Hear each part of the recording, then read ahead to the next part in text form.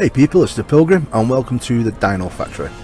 This is your egg farm, kibble production, armour and weapons. There's like forges and everything in there as well. It's a dino pen, basically everything you're going to need in one place.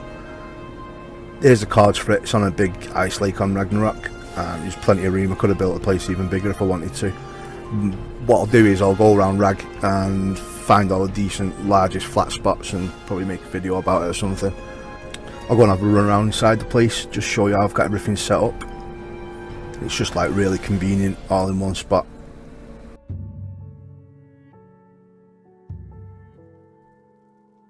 There we go. It's big enough to get your Brontos inside and the rock elementals.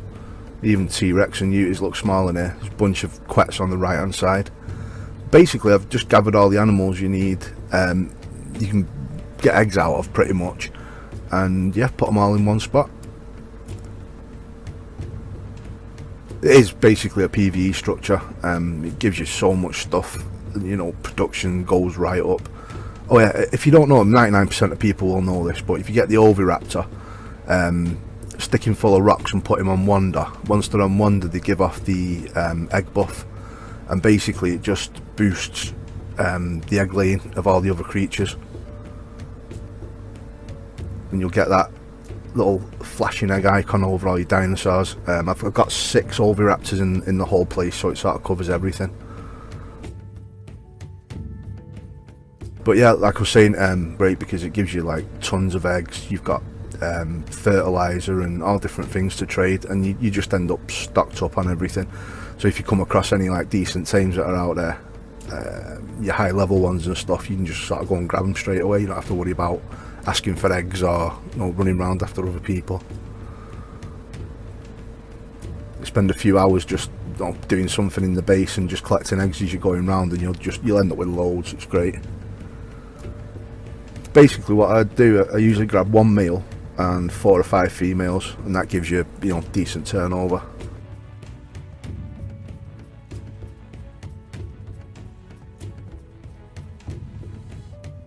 And what you can do later on, usually what I do when I'm starting off, I go out and just grab a load of really low level dinosaurs and just stick them in here and get the eggs turning over before I start going out and taming decent ones. But as you sort of progress, you can start replacing the lower level dinosaurs with your higher level tames and the new ones that are being born. Then you've got your egg production, and you can also mate them, and you've got fertilized eggs to trade as well. Those 3 wolves are just hanging about outside, all in the same pack, but the colours are really good, so I tamed them. Right, up on this platform I've got the farm set up, so just fertilizer and extra seeds nearby. I've got the dung beetles there, the scarabs, producing fertilizer. You just stick them on Wander, and you've got plenty of manure and stuff, you know, dung, whatever you want to call it, to feed them on. And what I did here, I put the metal water pipes actually into the ground, and the taps just sticking straight up into the flower beds. But you can see there it's got like 300% greenhouse effect on this build. Then you've got jerky production, plenty of fridges to keep all the eggs and stuff in, and the weight of eggs is usually like a bit of an issue sometimes if you want to make a ton of kibble at once, or just put them like right next to the cooker. And you've got everything here to get your kibble production up and running. This poison weaving, about 2 years ago I had a black and yellow one. It's just awesome, and I got that colour again. It's like just one of the best looking ones I've had. Then I've got a few lifts dotted about the place so you can get around a bit easier.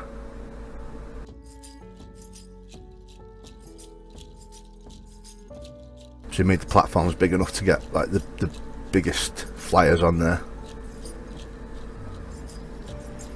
These areas you can use for like landing flyers on, or, you know, whatever you want. I mean, you can design the actual platform sections however you like. There's tons of room in here. Up here I've got a bit of a living quarters and bunk beds and stuff for respawning.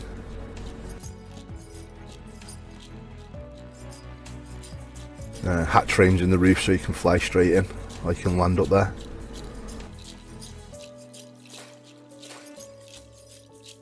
I've not got many mammals in here, but when I've built like 2 or 3 of these bases this big on when I played on PvE servers in the past, and I just use it as my single base, and like everything's in there. This is a flight deck. It's open on the left hand side. There's a big part where you can just fly in. So you got like a hangar. Got all my arges up here. It's big enough to fit a Quetzal inside. And dotted fireplaces and just places to chill out all over the place. You got like people coming to trade with you and stuff like that, and everyone's always got really decent fur. So just having a few fires dotted around somewhere to warm up's good. Another hatch frame so you can get into the main base there.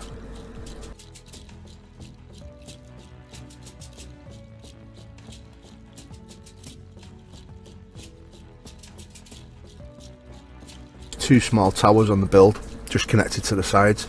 This one I put a lift in so you can like get straight up to the roof. It brings you down to where the production is.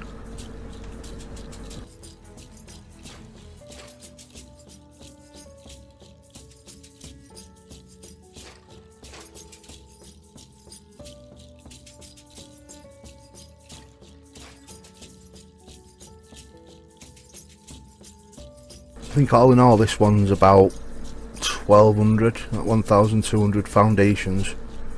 The biggest one I ever made was 2250. That was on like a bit of a plateau on Ragnarok, just near the little ruined fort. But yeah, what I'll do, I'll have a fly around, find all the big flat spots and make a video like top 10 base locations or something like that. So yeah, got all the production round there. Smithies on one side with a load of vaults to keep everything in. I've got the forges and everything set up, chem benches, and a grinder at the back as well.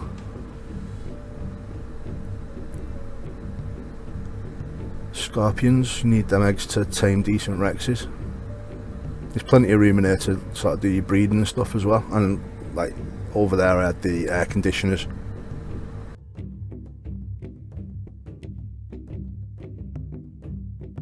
Just go and have a quick look in the stables. There's like a bit of a courtyard I built. If you're trading, you just get people to land in there and bring stuff out to them. Just built a small stables for the horses. And then in the back here, there's a Japanese sort of art player called Takibana, and I've been following him on Twitter. And he built this bathroom on one of his builds. He's got this sea restaurant. It's pretty cool. So I sort of borrowed his idea for this. I'll stick a link in the description to his Twitter feed. He's got some pretty decent builds. He plays No Man's Sky and some other stuff as well. Yeah, so I think that's about it for the tour, to be honest. Covered everything. Got to see like the size of the place. This is the courtyard I said, where you can just get people to land.